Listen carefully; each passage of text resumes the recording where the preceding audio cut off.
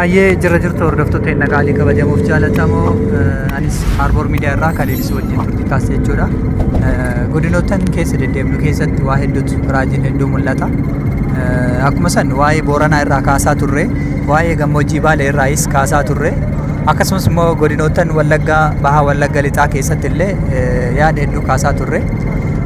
Hordoftoota hin naqaalii kabajamuuf jaalatamoo dhugaan jirtu kanuma jechuudha. Namoonni hedduun yookiin aangoo isaaniitiif yookiin mootu dhaabbata maqaa balaa ittisa balaa uumamaatiif jedhuun maqaa ofii moggaasanii akka addunyaattis akka dhuunfaattis socho'uu danda'u. Haa ta'u garuu yeroo ammaa kana godina Arsii keessatti argama. Baha gara magaalaa dheeraa irraa gara Asallaa jechuudha. Iddoo kanatti illee wantoonni raajiin daawwadhee miidiyaadhaaf dhiyeessuuf dirqama natti ta'es hedduutu jira. Innis illee maali?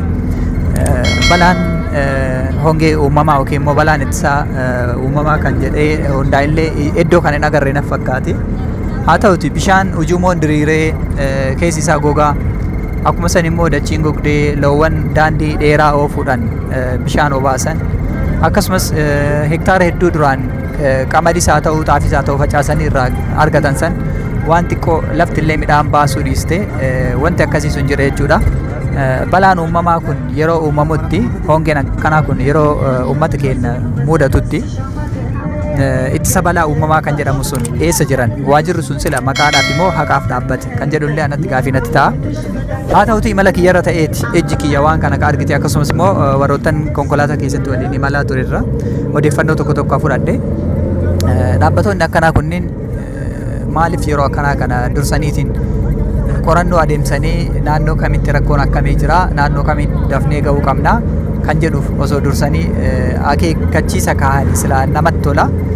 Haa ta'uti hongeen yeroo dabre Oromiyaa keessa ammallee Booranas dabalatee godinoottan Baalee dabalatee gammoojjii Baalee keessa akkasumas Arsii keessa iddoo tokko tokko dabalatee godinoottan Wallaggaa keessa Harar keessa illee inni jira. Hongeen kunniin yeroo booda iddoowwan godinoottan hin miidhamin kanneen illee akka miidhu dhibbaan dhibbatti shakkii qaba jechuudha. Kanaaf uummanni maal jedhaa warri ittisa balaa uumamaa jennee dhaabbata dhaabne sun akka addunyaattis haa ta'u akka dhuunfaatti isaan maal jedhu laata kan jedhu anaafis gaafiidha. Egaa hordoftoota hin naqaalii kabajamuuf jaalatamoo viidiyoo kanarratti yoo komiis qeeqaas qabaattan akkuma san immoo wanta isinii hin galee yoo qabaattan gaarreen duraan bosonaan haguugamee jirus kun akkatti fageenya irrallee yoo ilaalle bosonni tokko hin jiru jechuudha. Gaarreen adii ta'anii akkatti mul'atu. Inni kun immoo deemee rakkina garaagaraatiif ooyiruun midhaan baasuu dhabuu loowwan waan nyaatanii dhugan dhabuun rakkina irra geessaa asitti kan arginu kun loowwan baay'ee huqqataniiti jechuudha. Dhugaa dubbachuudhaaf ka arginu. Kanaaf sadarkaa kanarra yeroo kanatti yoo geenne ta'e maaliif furmaanni yeroo hunda hin kaa'amne? Maaliif bo'ummaan bishaanii qofti hojjetamee kuusan bishaanii qofti hojjetamee ujummoon bishaanii qofti diriiree furmaata biyyi dhabdi kan jedhu anaaf gaafiidha.